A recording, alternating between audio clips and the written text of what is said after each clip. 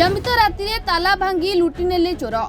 कटक जिला निश्चिंत कोइली ब्लॉक सुकरपड़ा ठारी राति में घरे कहीं नथिबा बेले घर ताला भांगी विलंबित राति में घरे पशिले चोर। सूचना अनुसार घर लोकंको पुओ देह खराब थिबारु गृहकर्ता पुणे जाइथिबार सुजोग नहीं घरे सेमाने प्रवेश करथिले। एपरिकी घरर ताला भांगिथिबा सह बाहरे काच पड़िथिबा देखिबाकु मिलिछि। एथिसह चोर माने पड़ोशी मानक बाहर पटु कबाट बंद कर दिथिले, जहा फଳରେ केही किछि जानि पारि नथिले। पड़ोशी माने जेहेतु घरे मालिक नाहांती तांको घर निकटस्थ बड़क्षीर भिणई राजेंद्र प्रसाद स्वाई को खबर देथिले। खबर पाई राजेंद्र प्रसाद स्वाई घटनास्थल रे पहुंची पुलिस को खबर देबा सह लिखित एतला देथिले। पुलिस खबर पाई घटनास्थल रे पहुंची तदंत जारी रखिबा सहित गृहकर्ता को अपेक्षा करछन्ते। पहुंचले जणा पड़िबो केउ सामग्री चोरी होछि। राजेंद्र प्रसाद स्वाई ग्राम बड़ीकी सुकरपड़ा घटना कौन आम देखिलु जो सका फोन पाइली मो सला नाला ये पुओ कर जाइए देह खराब बोली से खबर फोन कले जमी आम घर चोरी होती खबर पाइले जो कहले जाए देखिए टी आम आसिलु आस देखिलु ताला कटा बाहर पड़ी आम ये देखला थाना को एफआईआर नहीं देलु। थाना वाला आसिले इनक्वारी कले भर देखिलु टीवीटा ना गोटे ग्लैमर बाइक ना आउ टंका 50,000 खंड थिला आउ दी पुओ एवं बाहर करते तो तेणु सुना जिनस टंका 10 लाख खंडे हम अनुमान से आसला जिनस पत्र कौन अच्छी से लिस्ट से देवे कौन भितर थिला कौन नहीं आम तो कहीपरूनी ये सका देखिले पाख लोक खबर देते थाना वाला आसला आम घर को पशिलु ना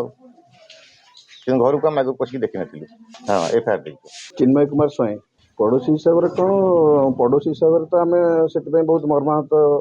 ये सब देखिक जेहेतु पुलिस अफिसर पाखक नहीं गले आम से पी साहब एफआईआर देला से आसिक निजे खोलिले घर अवस्था जहाँ थिला सब चाबी एडे साड़े खेल पड़ता ताला भांगा पड़ता तो से देला पुलिस आसिक देखला से देखले घर भीतर पूरा अवस्था किसी ना प्रत्येक जिनस ट्रंक ठारू आलमीरा पर्यंत गडरेज सब खट बॉक्स पैटर्न खट सब खोला होगा सब पड़ी खेलमेल होकर अर्नामेंट्स जो कवर गुड़ा सब खोला पड़ी प्रत्येक जिनस टीवी जाइए गाड़ी गाड़ी गोटे ग्लैमर गाड़ी जाइए बड़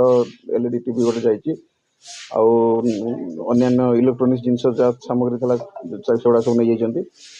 तेणु आम जेहेतु से घरे नहांती दादा हे से नहांती से आसला कहे कि प्राय से जहाँ फोन में कहते कहले मोर कैश था हरारी 10 लाख पाखापाखि कैश अलंकार थिला सब तार कने पुओ बाहागर होइछ ना दुईटा पुओ बाहागर होइतला सब अलंकार उडा सब थिला 50,000 कैश थिबो 10 माने अलंकार आम आकलन करछु प्राय 10 लाख टंका ऊर्ध्व पछे कम होबनी। तर मु एतिकी प्रशासन पाखरे जणिया पई चाहूची आज एक सरपंच हिसाब रे एटी हमर अंचल समस्त जनसाधारण बर्तमान आतंकित भाव अछंती। दया करी मु पुलिस प्रशासन को अनुरोध करबी आमर